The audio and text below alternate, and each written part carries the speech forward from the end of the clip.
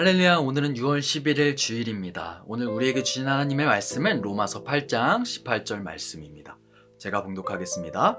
생각하건대 현재의 고난은 장차 우리에게 나타날 영광과 비교할 수 없도다. 아멘. 성도 여러분, 오늘 읽은 말씀은 우리에게 무척 익숙한 말씀입니다.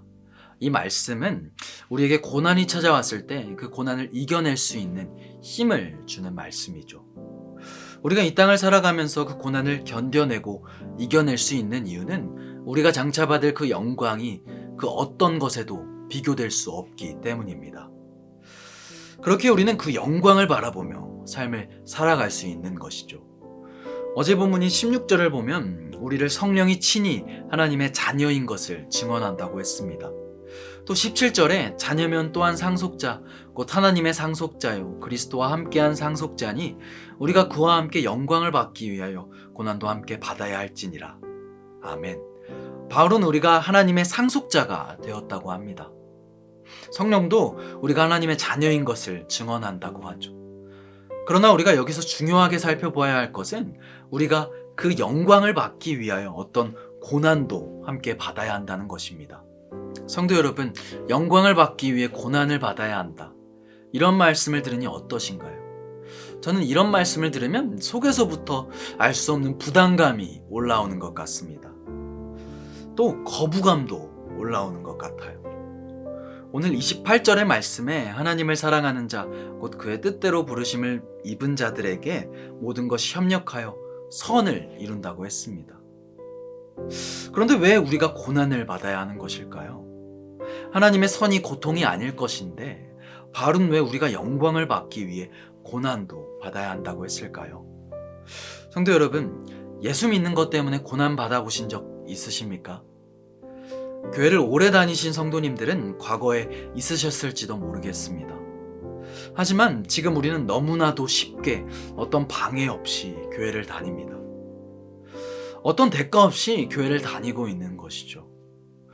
위에서 바울이 말하는 고난은 로마 교회가 직면한 여러 가지 상황들, 유대인과 이방인들 간의 갈등, 예수를 믿음으로써 받는 핍박을 의미합니다. 즉, 바울은 우리 삶에 찾아오는 모든 고난들을 말하고 있는 것이 아니라 예수를 믿는 것 때문에 얻어지는 고난을 말하고 있는 것이죠.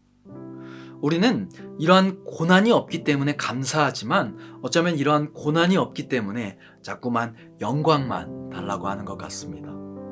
예수를 믿는 것으로 고난을 받았던 적이 없었기 때문에 오히려 삶에서 찾아오는 다양한 고통과 고난에 넘어지는 것이죠.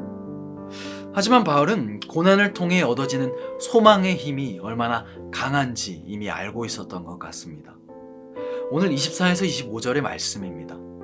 우리가 소망으로 구원을 얻었음에 보이는 소망이 소망이 아니니 보는 것을 누가 바라리요? 만일 우리가 보지 못하는 것을 바라면 참음으로 기다릴지니라. 아멘. 성도 여러분, 우리가 여기서 기억해야 할 것이 있습니다. 믿는 우리가 누리는 축복은 고난의 면제가 아니라는 것입니다. 믿는 우리가 누리는 축복은 그 고난을 피해가기 때문이 아니라 그 고난을 이길 힘이 제공되기 때문입니다. 그 고난을 통해 영적으로 성숙해지고 그 고난을 통해 하나님의 사람으로 변해가는 것이 축복이지 고난의 면제가 축복이 아니라는 것입니다. 성경이 말하는 축복은 오늘 본문처럼 장차입니다. 얕은 신앙을 가진 우리는 지금의 문제만 바라봅니다. 하지만 성경이 말하는 축복은 장차인 것이죠. 오늘의 달콤한 것을 바라보는 미숙한 우리가 고난을 통해 장차를 보는 눈을 가지기 시작한다는 것입니다. 시편 119편의 저자는 71절에 고난당한 것이 내게 유익이라 이로 말미암아 내가 주의 율례들을 배우게 되었나이다 고백합니다. 고난을 통해 하나님의 뜻을 알게 되었다는 이야기죠. 이처럼 고난은 결국 하나님의 뜻을 알게 하는 장치가 된다는 것입니다.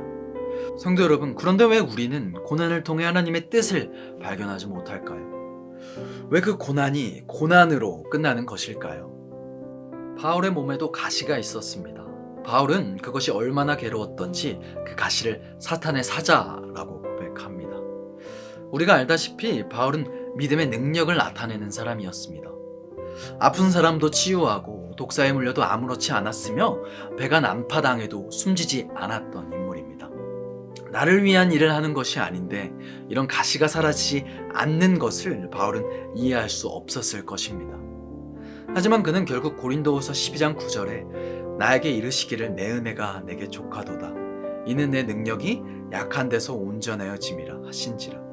그러므로 도리어 크게 기뻐함으로 나의 여러 약한 것들에 대하여 자랑하리니 이는 그리스도의 능력이 내게 머물게 하려 함이라. 아멘. 바울은 그 가시를 기뻐하고 자신의 약한 것들을 자랑까지 한다고 했습니다.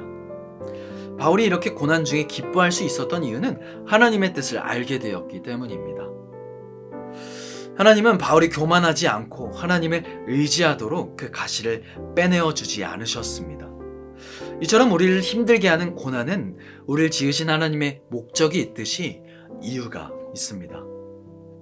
다만 우리가 그 하나님의 뜻을 발견하지 못하는 이유는 우리가 그 고난 속에 국한되어 있기 때문입니다. 그 고난의 문제만 붙들고 있기 때문이죠.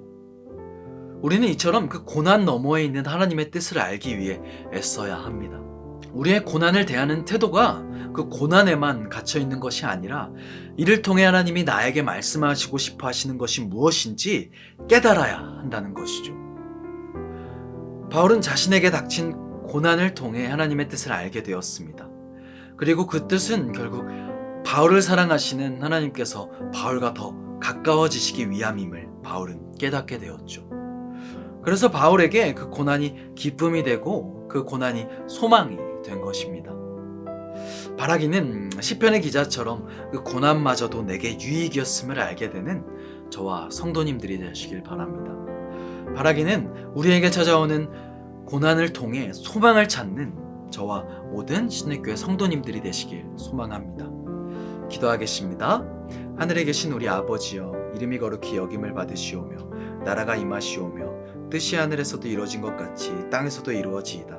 오늘 우리에게 일용할 양식을 주시옵고 우리가 우리에게 죄 지은 자를 사하여 준 것 같이 우리 죄를 사하여 주시옵고 우리를 시험에 들게 하지 마시옵고 다만 악에서 구하시옵소서. 나라와 권세와 영광이 아버지께 영원히 있사옵나이다. 아멘.